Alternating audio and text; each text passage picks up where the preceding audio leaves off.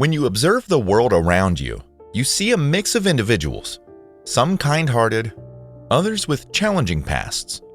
But consider this. Do people intentionally put themselves into risky situations by committing crimes? It seems unlikely. This very question intrigued our main subject, Dr. Philip Zimbardo, leading him to conduct a groundbreaking experiment with unexpected results. Let's delve into this interesting discussion. On a summer morning in 1971 at Stanford University, Professor Philip Zimbardo and his colleagues embarked on an experiment to explore the influence of situational factors on human behavior. The events of the next 6 days would be both revealing and concerning.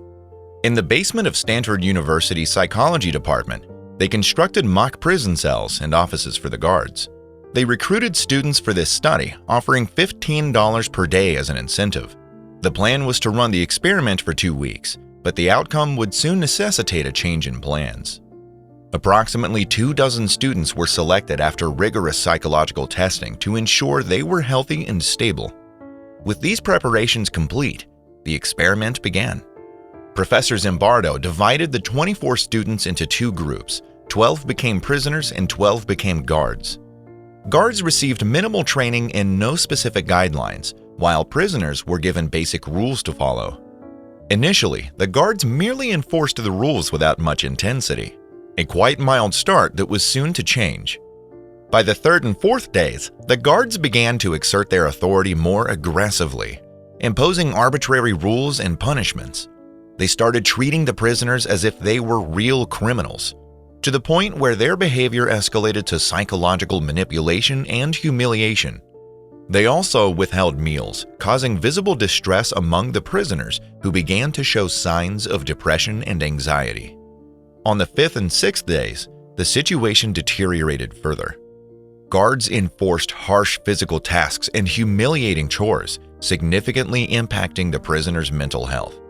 Witnessing the escalating cruelty and prisoners' distress, Professor Zimbardo and his colleagues decided to terminate the experiment on the 6th day. The experiment led to a profound conclusion. Ordinary individuals can become perpetrators or victims of abuse under certain conditions. It revealed that circumstances significantly influence behavior.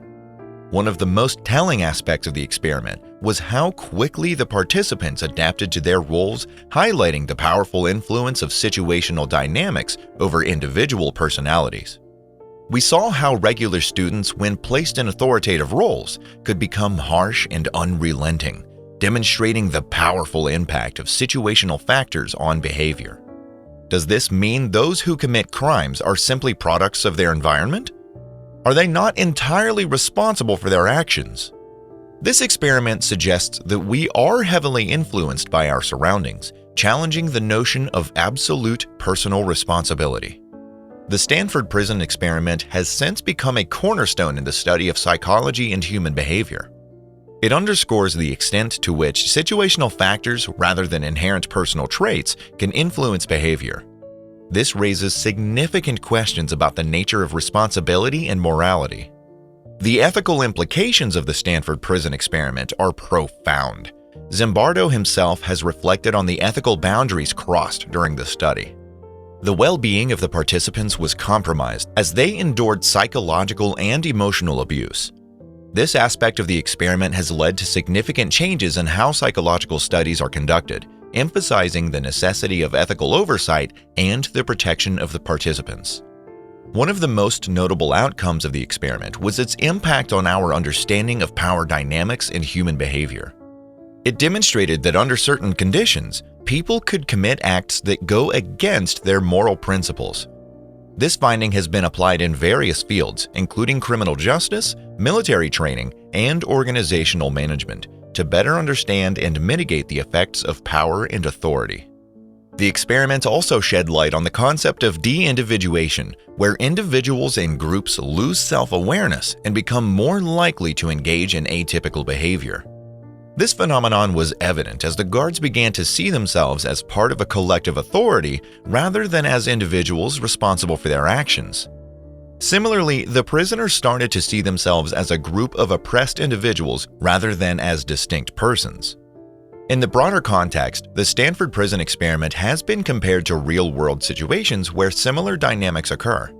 Historical events, such as the abuses at Abu Ghraib prison, have drawn parallels to the findings of Zimbardo's study. These real-life occurrences further validate the experiment's relevance and the importance of understanding the mechanisms of authority and submission. Despite its controversial nature, the Stanford Prison Experiment remains a pivotal study in psychology. It continues to be a subject of discussion, analysis, and debate, offering valuable insights into the darker aspects of human nature. In conclusion, the Stanford Prison Experiment revealed the profound impact that situational factors can have on human behavior. It challenged the traditional view of behavior being solely as a result of individual personality traits and highlighted the importance of context. So, does this mean that people who commit crimes are not fully responsible, but are shaped by their circumstances? And does this mean everyone punished by the courts is innocent?